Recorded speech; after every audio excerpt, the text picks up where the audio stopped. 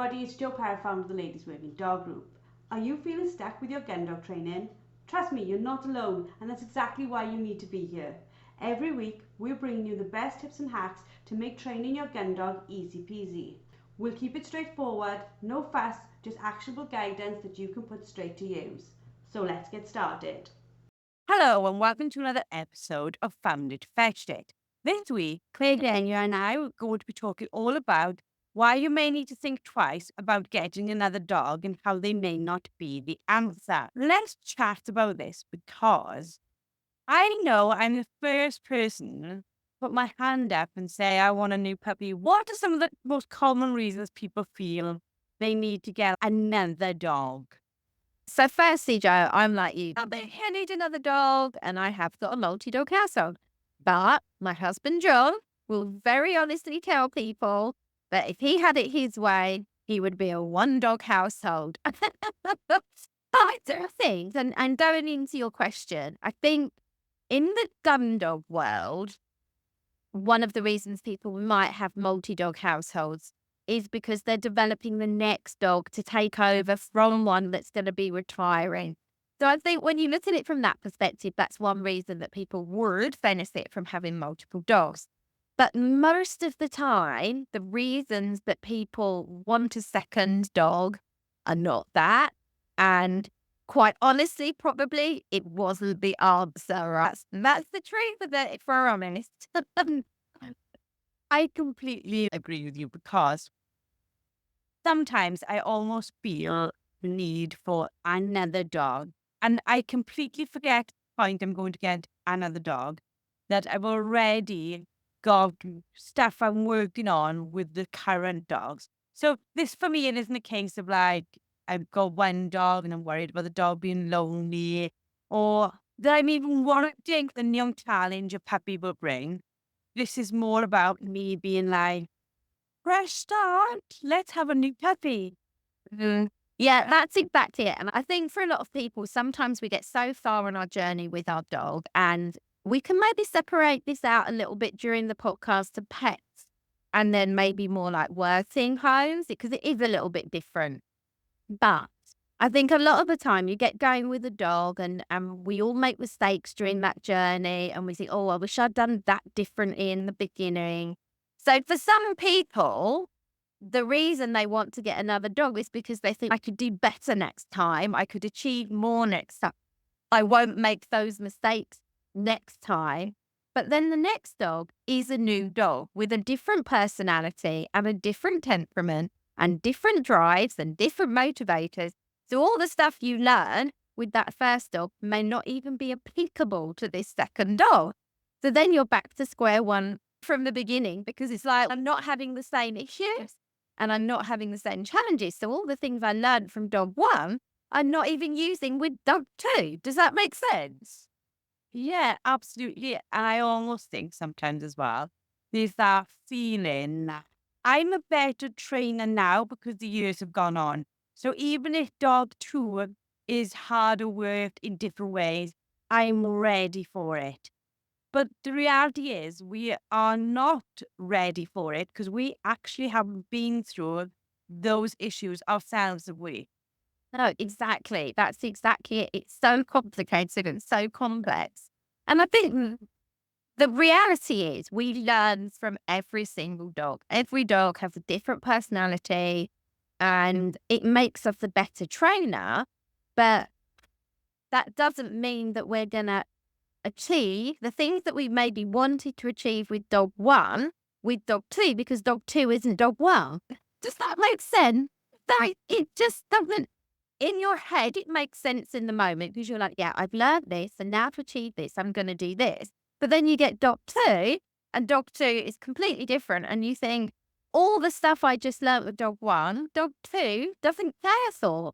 So now I've got to come up with a whole new strategy to achieve that goal.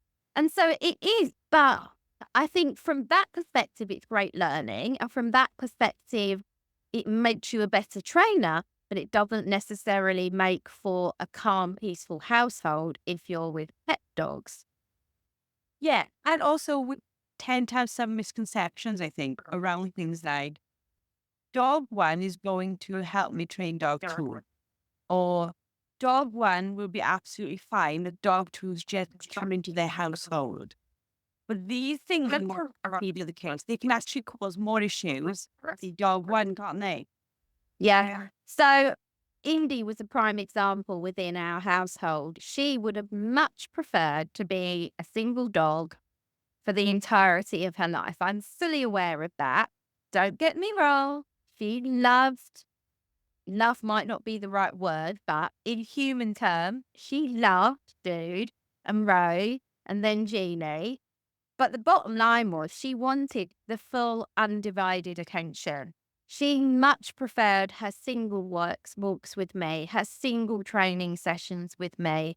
She really liked it when it was all about her. She was the one coming up on the sofa for the cuddle, and none of that was an issue. So although she, in whatever way it is a dog feels their emotions, she welcomed them and they were her mates. But 100%, I think quite often it's very rare. Well, I don't know, is it very rare? Okay, so I think less often than people think, dog one wants another companion in a dog. They've got their companion in you. So I think it's less often a dog wants another dog to come in because they don't know any different. We put that second dog in and we just expect dog one to go, yeah, hey, I've been waiting for you my whole life. And actually, the reality is some dogs will go, really? When are you leaving? How long do I have to share everything with you? The reality with a lot of dogs. But they might grow to form a good bond with that second dog or third dog, and they might grow to coexist with that dog. But does that really mean they wanted that other dog to come in? No. There's also financial considerations because two dogs cost twice the money when you go to the vet, in food. There's obviously something like behavioural things that we've just covered, but there's also other things like space, isn't it? Because you wouldn't think a second dog or even a third dog will make much difference in a household, but it actually does because they have their own spaces, their own places they like to settle. If you only had one dog settling on the sofa and you now have three, that's you and the family sitting on the floor. And it gives all these different bits where we think, okay, me getting this small, tiny bundle of fur won't make a huge difference. It changes everything. Yeah, it does change everything. And 2 is double. 3 is triple. I think the time, and it's the time for training as well. And I think this is the reality that hits a lot of people. They don't consider how long they're going to have to train those dogs separately for, walk those dogs separately for, if they really want to train the dog to a very reliable standard. The dog needs to have that individual time. There's things that you want to consider, ensuring that the puppy coming into the home doesn't overbond with the other dog and that affects its bond with you. You want to make sure that you and that new puppy are creating the bond so that dog sees you as a consistent leader figure, if that's the word we want to use, not the other dog. You don't want the puppy looking at the other dog as if to go, well, do we have to recall when she says that? You want the puppy to hear your recall and come to you because of that bond and relationship with you, not because it's checking to see if the other dog is going to go as well. So there's so many things to factor in. There's the space that you mentioned, the cost, the time for training requirements, walking time. There's just so many things to consider to ensure that you're able to give each dog its individual needs. One of the things that always makes me want to have another one is because I love the whole like teaching them like the basic stuff and getting to bond with them, and it's all great and it's all fun. But I tend to forget, even though I am very much with that, I tend to forget how long it takes for a dog to become part of the household. For example, Meg's dog Goose, he's now a year and a half. Only now are we getting to the point where he's not all puppy and he's more adult and he'll chill absolutely where they'll chill without it needing to be all about him. But it does take time. So it is silly things like crate space. If you're crate training the puppy, which is a very sensible thing to do for so many, that's a whole podcast on its own. But because the puppy is the puppy, it doesn't have the self-control. It doesn't have the ability to understand that it can't just be jumping around on the other dogs like a loon. And if your other dog is an elderly dog, it's not going to appreciate that either. So, and it does take time. And I think if I remember back, I think Rose still had a crate for when we weren't around. So when the dogs were unattended up until about a year of age. And I think Dude, before Rose, I think Dude was probably similar, 9, 10, 11 months in a crate when unattended, so that he wasn't bullying and pestering Indy, because when you're not there, you can't intervene. And then obviously we've now got Jeannie, so we've got a crate for them. Jeannie's got other things going on at the moment, so she still has a crate too. And she's now 10 months, and she's nowhere near mature enough yet that when we go out, would I leave her unattended with Rose and Dude? It would be carnage, I'm sure of it, because she loves them so much, but she just has no kind of like understanding. And because they are very soft dogs, they haven't been, they've appropriately corrected her for certain things, but she doesn't have that sort of boundary with them yet where she's like, oh, I must just lay here and settle. Mum and Dad aren't here thing that I must settle. I know that wouldn't happen, and it would be horrible for Dude and Rose if we were to leave her out of the crate.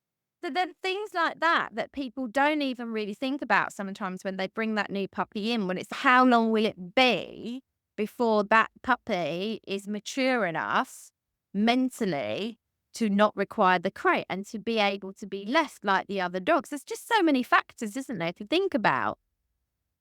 I also think you could have a really well-behaved, really good gun dog, and when you bring a puppy along, it will use that time to test boundaries again itself. It'll go, oh, okay, I've just got away with that.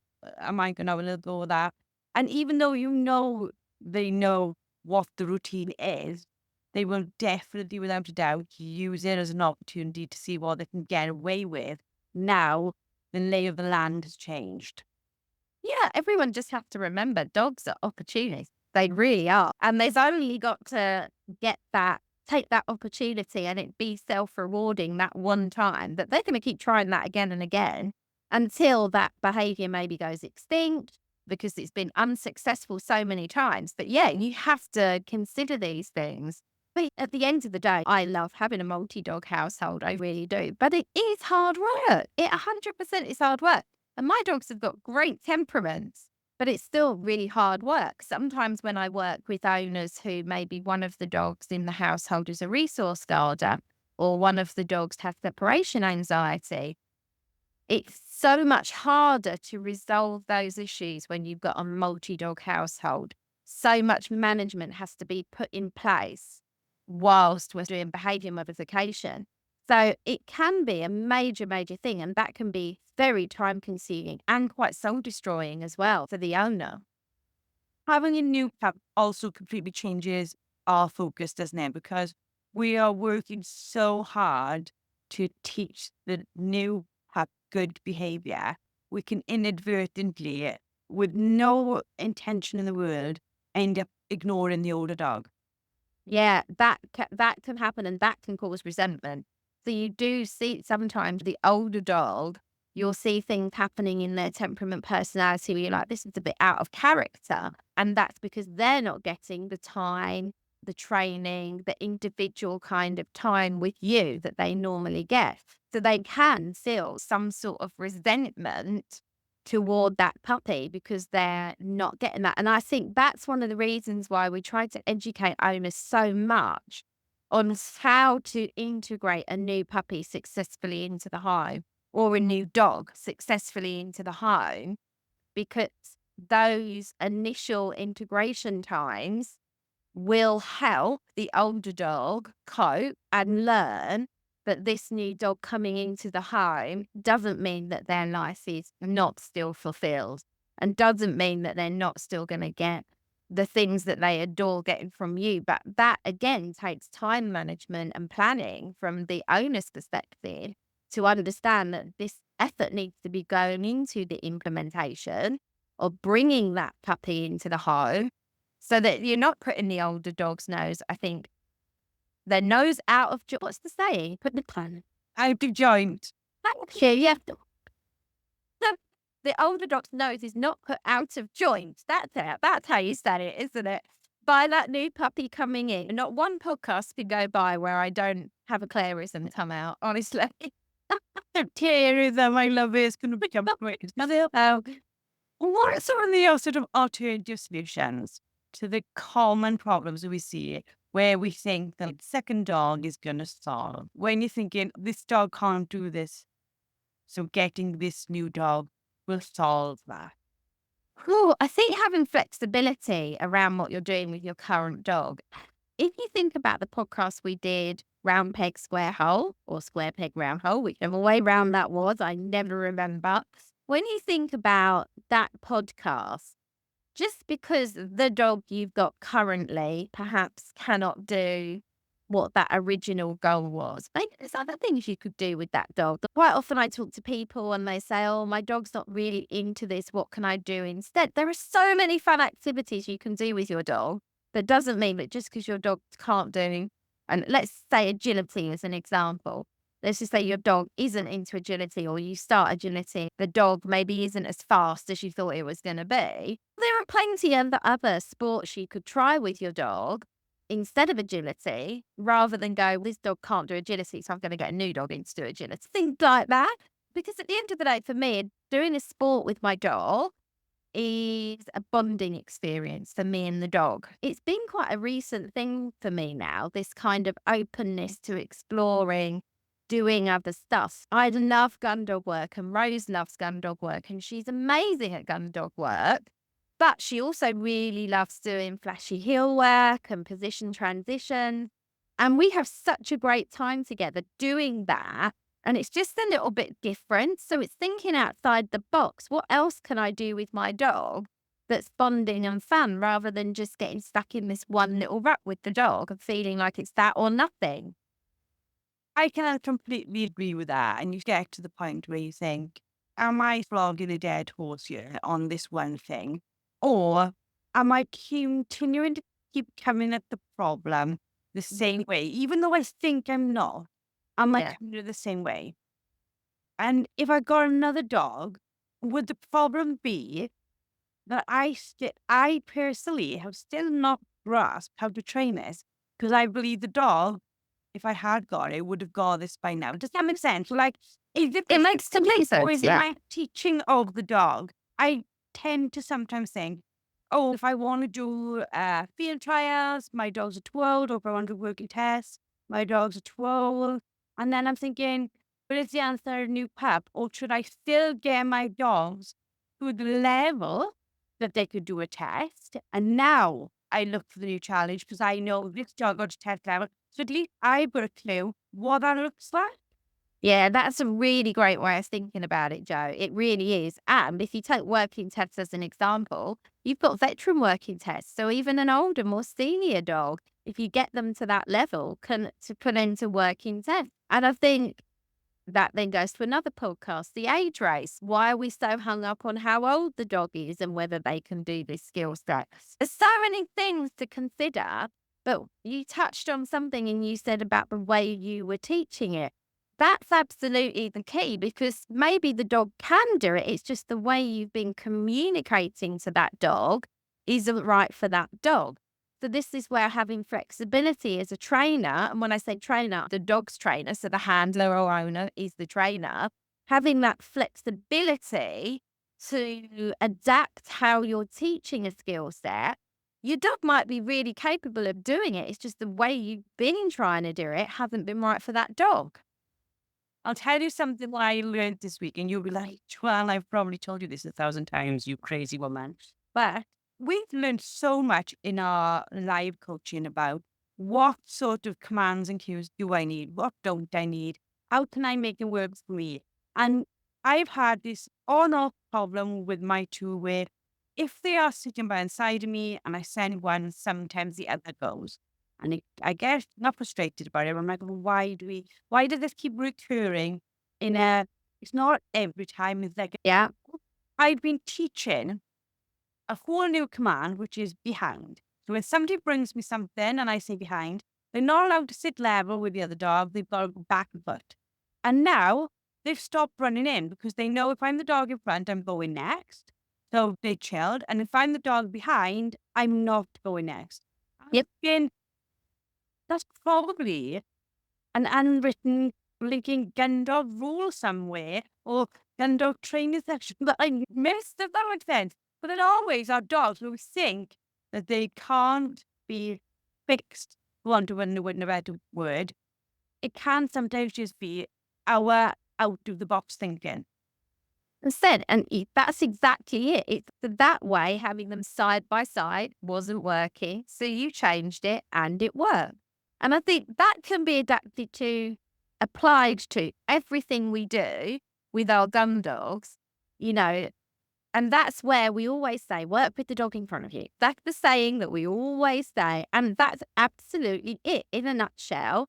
It's like, this way isn't working. There must be some way that this communication can improve. There must be something about the way I'm communicating what I want to the dog that is not.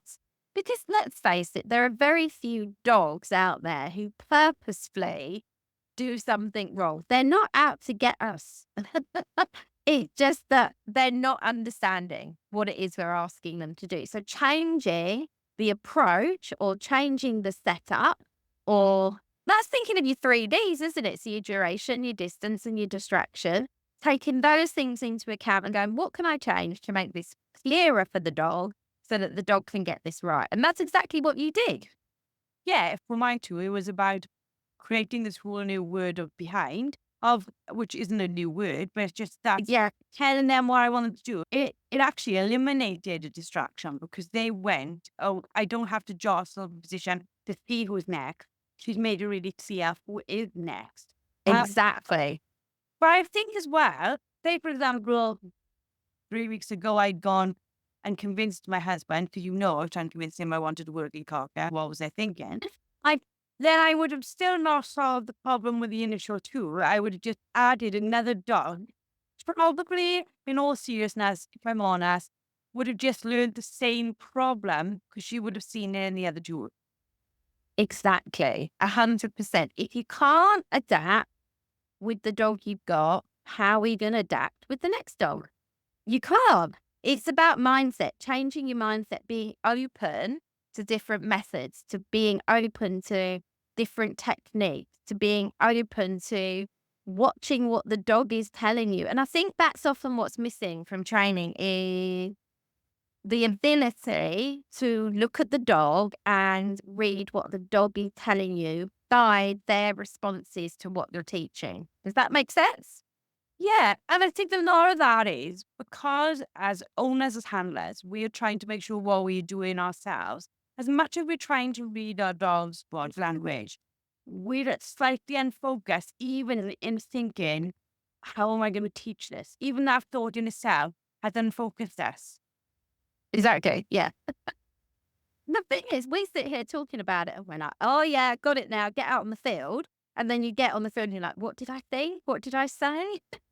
You need the little parrot of yourself sitting on your shoulder going, this isn't working. Change something now.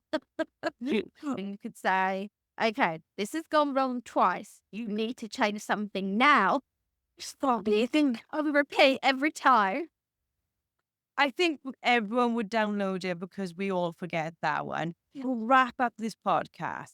If you've got somebody who is like sitting on the fence about getting another dog, what advice would you give them about whether it's the right time to get another dog or not?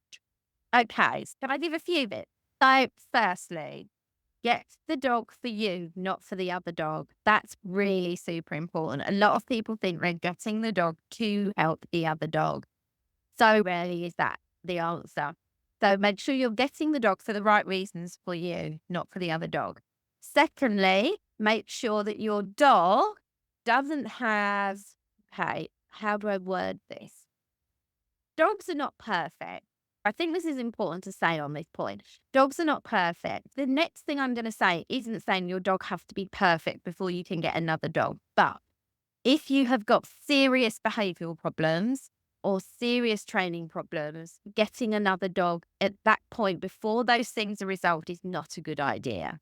Because one, you're going to reduce the time that you've got to work on the issues that you've got with the first dog. And two, you don't want the second dog coming in and picking up on those things either. And not to say the dog will necessarily have the same behavioural problems, but the behavioural problems of the first dog could create different problems relative in the next dog. So that's a little thing that I would always say. I'm not saying your dog has to be perfect, but if you've got serious behavioural problems or serious training issues, you need to get those resolved and to a place where you're happy, even if they're not perfectly fixed, manageable, and not a big issue before bringing that next dog in. Integration is really important. So bringing that puppy in and having strategies in place to allow time for your current dog to learn to coexist with your puppy, and teaching your puppy that it needs to respect the older dog's space, but equally teaching the older dog to also be respectful of the puppy, so that you haven't got one bullying the other, whichever way that might go. So they would be probably my 3 biggest things to think about first. Fabulous. Thank you very much. So, ladies and gentlemen, if you're feeling unsure about whether adding another dog is the right choice, you won't be alone in that question, okay? We hope that this podcast episode has absolutely helped you. At the LWDG, we offer expert advice. We've got the resources and the supportive community to help you make the best decisions with the dogs you've got now and the dogs that you may have in the future. From expert tips to practical tools, you will find absolutely everything that you need to navigate your dog ownership. We hope that by heading over to www.ladiesworkingdogroup.com/freebies, that we can get you started on the right path today.